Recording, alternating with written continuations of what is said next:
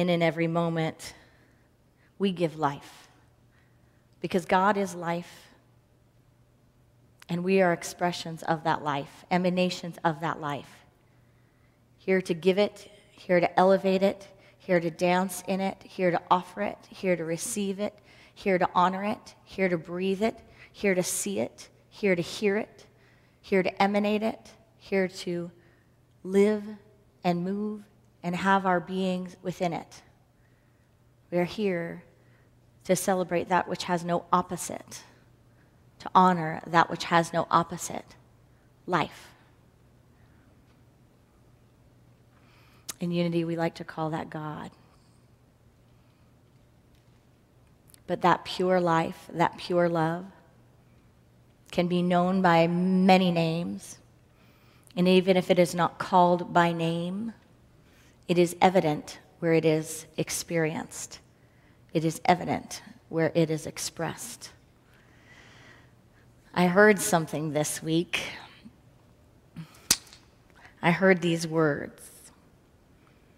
If your religion is worth killing for, please start with yourself.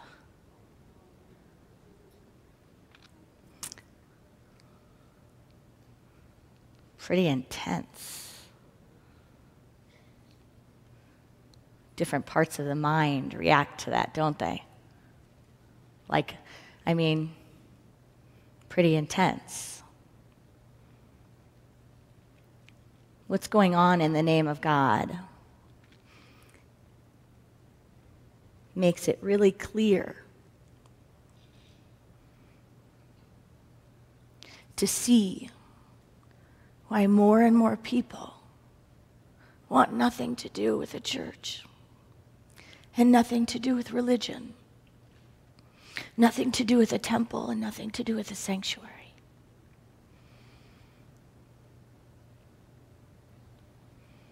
Because what has been happening, and has ever since, right, the dawn of probably creation, in the name of God, is missing the mark in a huge, huge way. But don't we know, as practitioners of light and principle, that the holy sanctuary is the one place to come to gather with like minds and sacred consciousness, to uplift ourselves, to step into alignment with our highest selves, to call each other out, to call each other higher, to call ourselves out, to call ourselves higher. In actuality, it's not God that anyone wants to throw out, because God is love. And God is life. It's the small-minded constructs that we put on God. There was another thing I heard, and it was Jesus called, and he wants his religion back. I'm guessing that anytime anything is done in the name of God or in the name of religion, whatever person began to initiate it is calling and saying, wait, I want it back. Probably Charles and Myrtle Fillmore have said that a time or two.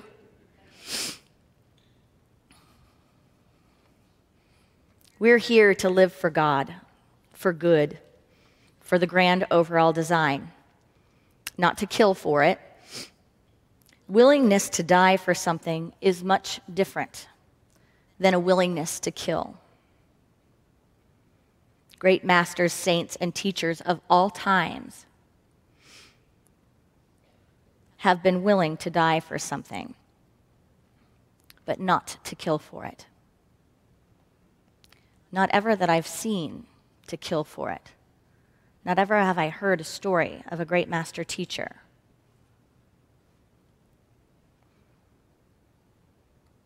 willing to kill for it. They, in fact, died because they were attacked. That's how they died for it. So the holy development of the enlightened and awakened consciousness, the Christ consciousness, is one that comes with signs. Whenever someone is immersed in a deep spiritual practice, whenever they are immersed in God consciousness, whenever they are filled with the Holy Spirit, there are signs, are there not? There are signs.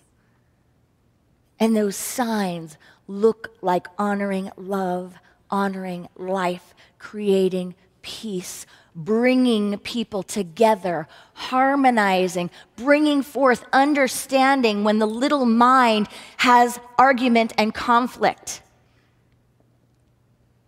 The master teachers will throw something into conflict that will be a paradox that will stop all minds in its tracks, all minds in their tracks, and say, you were thinking left and right, but it's up and down. You were thinking this and that, but it's neither.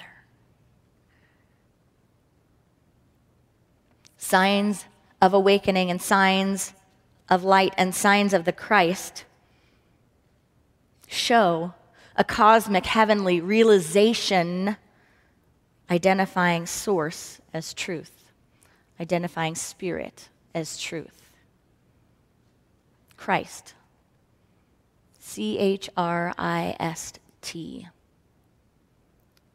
The acronym, Cosmic Heavenly Realization, identifying spirit as truth, as the truth of all beings and the truth of all beingness itself.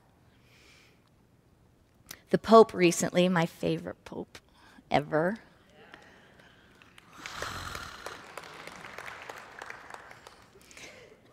the Pope called on religious leaders, to stop using God to justify hatred and violence.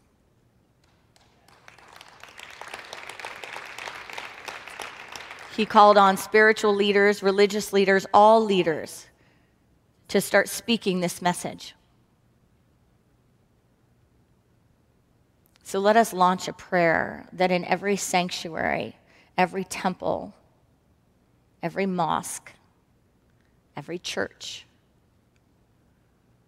that this vision is made manifest. That leaders are talking about God, not something else. That leaders are talking about how to honor God. And we honor the grand overall design. We honor God. We honor love. We honor life by getting into alignment with what that consciousness is. The Pope said this, in an increasingly interdependent world, we see ever more clearly the need for inter-religious understanding, friendship, and collaboration in defending the God-given dignity of individuals and peoples and their right to live in freedom and happiness. This was according to the Vatican Radio. Here, I think of the importance of our common conviction that the God whom we seek to serve is a God of peace. His holy name must never be used to justify hatred or violence. He went on to say, how important is it that we be seen as prophets of peace, peacemakers, who invite others to live in peace, harmony, and mutual respect. May the Almighty touch the hearts of those who engage in this violence and grant his peace to our families and communities. So when are we going to stop having the conversation about the things that happen in the name of God being in the name of God? Because they're not. When are we going to start calling it what it is on a global scale? They are mentally disturbed people. They are people with addictions, people with fanaticism, people that need prayer and healing. They are not religious people. They are people that are ill. And it's not in the name of God. So let us start calling it what it is. They're criminals. They're not holy people expressing the fullness of their divine potential. When humanity or an individual is stuck in fear, suffering, neglect, abuse, terror, doesn't have their needs met, has had their mind disturbed, we know that awful things happen. We know that where there is not the fullness of love, and where there is not the fullness of life, where is not the fullness of the beauty that is the true consciousness of God, that there is error, and there is separation, and there is missing the mark, and there is what we tend to term evil, which is separation from the good, withholding of the light of our true nature. But let's stop calling it God. Let's stop using God to weaken our prayers by saying we're waiting upon Him, as if God can go to the polls to vote, as if God can put an identity lock on Chogers or get people the mental illness support and help they need, or put them in spaces and places where they will do no harm to others, create tranquilizer bullets. That's one of my God things. I'm waiting for God to make that. I think we should do away with all bullets. Keep the guns. Do away with all the bullets and just turn them all into tranquilizer bullets. That's my little plan. But get help for the people in need. Stop waiting for God and launching these hopes that we're not committed to. You know, the reason in Advent, where in Unity we practice the first Sunday as faith rather than hope, comes from the idea that faith is, what Charles Fillmore said, is the perceiving power of the mind linked with the ability to shape substance. Faith is that hope for the things unseen. And hope, though in one way we can call it beautiful, and it is. In another way, we can say hope is a dream or a vision not committed to. Faith is one that is committed to. Faith is one that is empowered by principle. Faith is one where we are not let off the hook with our accountability to know that at any point in time, in any moment in time and space, it is ours to create, that we are co-creators, that we are here to bring it, not just ask for it, but to bring it.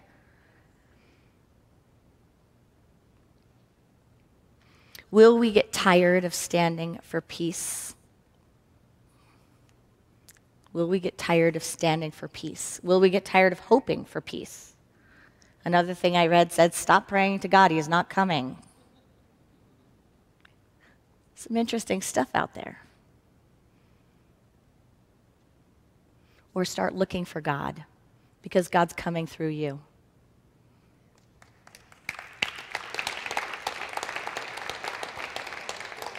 So will we get tired of standing for peace? Will we succumb to anger and retaliation? This Sunday is the second Sunday of Advent. It's all about peace. How perfect is that? Have you had opportunities to have your peace disturbed? Have you had opportunities to just give it up, give it over? Have you found some place that deserves to take it and run with it? Did you give it to something, someone, some space, some story, and allow it to be handed over like the Prince of Peace, like the baby Jesus? Do you think Mary did that? Here's my baby. There's some opportunities. There's some opportunities. Let me just throw this Prince of Peace over to you so you can run with it. Fear. So you can run with it, not enough. So you can run with it, crucifixion. I don't think so, right? I think the Holy Mother, the divine energy of the feminine embraces that Prince of Peace.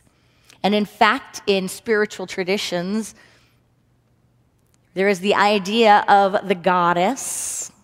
And that goddess is not just this gentle, sweet mother, is it?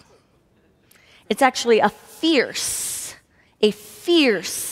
protective, feminine energy. It is power-filled. It is clear that it will protect the Prince of Peace. So what is ours to do? To check in. When we find our peace gone, to think of it as a little child that we hold in our hands and say, who did I let run off with my baby? Who did I just send my baby off to? I'm going to have to go back and get it. Because no one's going to bring it back, right? No one's going to bring it back. Russell Lake, a Unity author, said, only when a great number of people become mindlessly polarized in hostility can there be wars. Only when a great number of people become mindlessly polarized in hostility can there be wars. Another Unity author, Stella Terrell, said, there is no peace for the one who does not accept the gift of life itself and do his best with it. He will always whimper and whine and go about accusing others of his failure.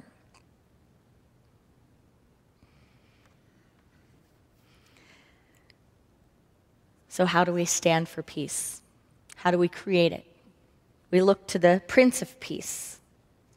By refusing to compromise our values, our integrity, by refusing to trade God consciousness for anger, separation, and hatred, by refusing to claim God as the source of anything unlike God,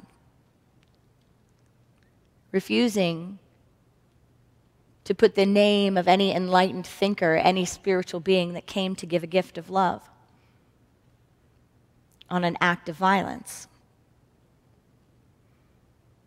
Our fear is misunderstanding sometimes that in a state of illusion or delusion, we can arrive at more God, more life, more peace, and more love by not coming through that same consciousness. We are here as emissaries of love and light, here to express that light.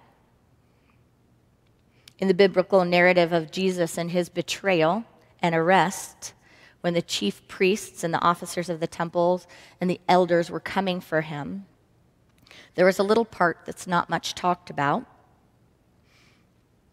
and it's in Luke 22:50. And it says that one of the people around Jesus who knew he would be kissed, and that kiss would be a sign that he was the one to be taken to his crucifixion, there was one around him that it says, struck the slave of the high priest and cut off his right ear. Now, if you want to dive into the metaphysics of that, look up the right side and look up the ear, or simply think about what an ear must represent. But Jesus answered and said, stop. No more of this. And he touched his ear and healed him.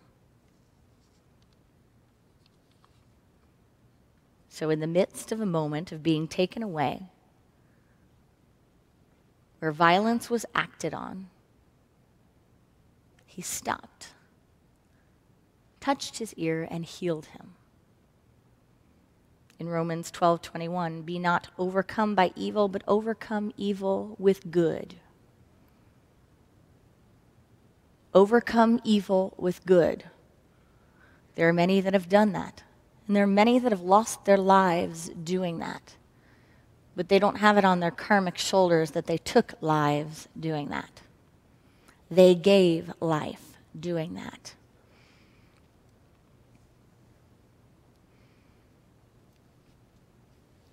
I just saw that film, the new Steven Spielberg film, Bridge of Spies, with Tom Hanks.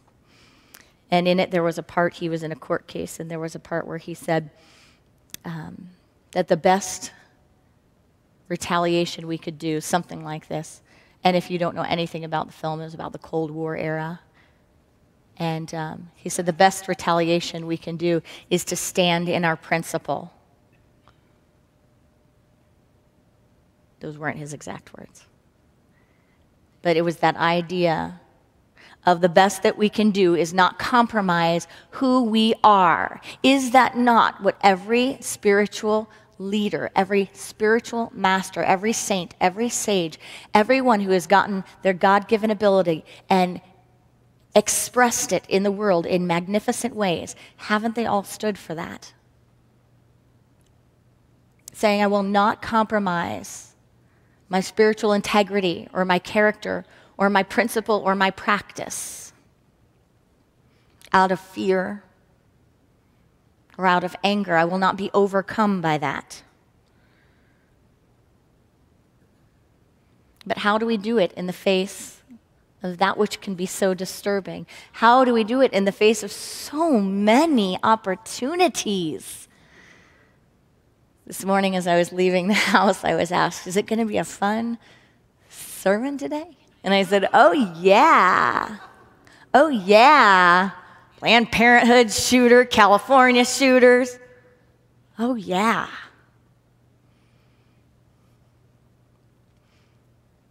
Our spiritual practice is a pretty serious practice. And it's a pretty powerful practice. And I believe that Unity Truth students are on the cutting edge of creating the consciousness that brings in the new era. So I check us this morning. I ask us each to check into our vibe, to check into the field that we're aligned with. How many of us believe that all these things we see in the world around us are a call to more meditation, a call to bring in more light, a call to sustain more light, right? A call to up our meditation, a call to up our practice, a call to up our clearing energy of catching ourselves, getting aligned. So here's a check-in. How many of us, when we close our eyes and think about those we think are causing destruction or pain in our world, whether it be something you saw in the news or something that's happening in your own personal life. How many of us, when we close our eyes and think about them, that, picture it, how many of us feel peace? How many of us send peace? How many of us, when we close our eyes and bring that to mind, feel and send love? How many of us see God right there, pressing light in, seeing others saturated in God's love, surrounded by wisdom? How many of us see beautiful images of wisdom jumping in front of people, creating divine appointments, sliding into their minds and their dreams, dancing around them with light?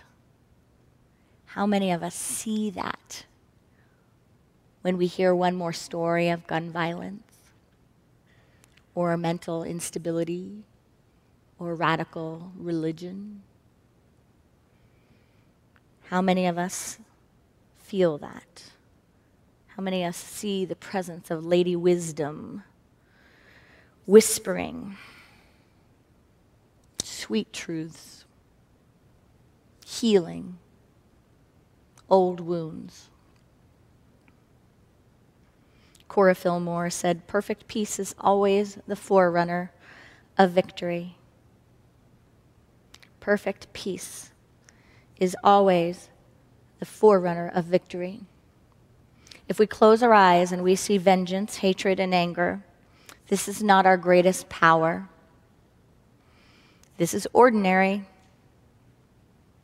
This is ordinary. I would never stand up and say it's not normal. But the master teacher, the saints, and the sages throughout the ages have taught us to be extraordinary. So let us use our power, no? Let us do that work when we close our eyes. Let us do that work when we wake up in the morning. Let us do that work when we converse with other people in the field. Let us do that work when we go to bed. Let us do that work when we watch the news. Let us do that work every living, moving, breathing moment of our lives, because we are here for this work to be done in and through us. We are, in fact, the nervous system of creation, impulsing, pressing itself into expression. So let us remember we are that and be that and do that. Have you ever been on a lake or had a house near a lake and experienced someone talking on the other side? Or on the lake? A funny little thing happens on the lake. There's no privacy. We have friends that live on a lake. We live behind a lake. And then I was just recently walking on the Unity grounds and by the lake, and all of a sudden in this conversation, we could hear our conversation at the Unity lake, but we could hear it completely across the entire lake from the other side coming back to us.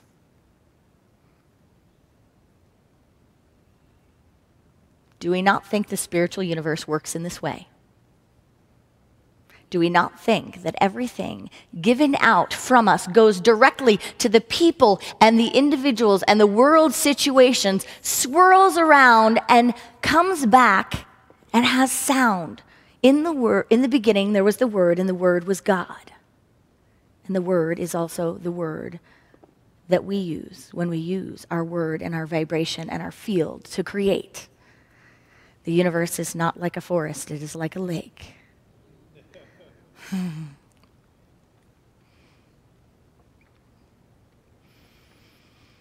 Catherine Ponder says, affirmative prayer and affirmative attitudes constitute a secret weapon for individual peace as well as for world peace.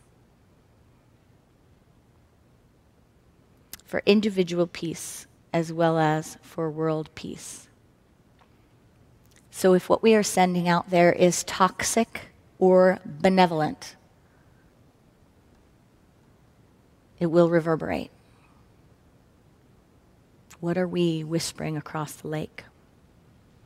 Do we want the whole universe to hear us and sing and join in the chorus of more of this, more of this, more of this?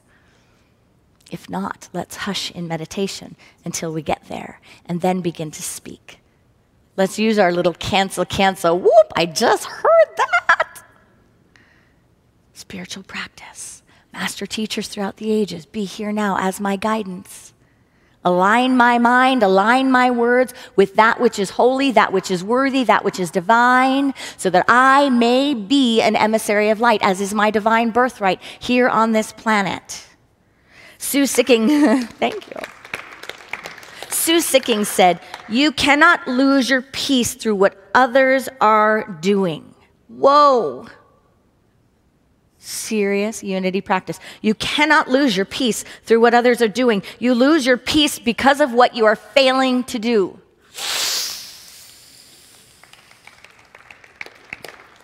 She says, when one is at peace, he is an open channel for all that is his by divine right. So 3 little steps to remember, to always remember. When we experience what might take the peace and run with it, when we wake up and realize it's no longer in our arms, it's somewhere else in the nation or in the world or in someone else's home, it's ours to remember, to up our meditation, to up our practice, and to up our clearing of energy.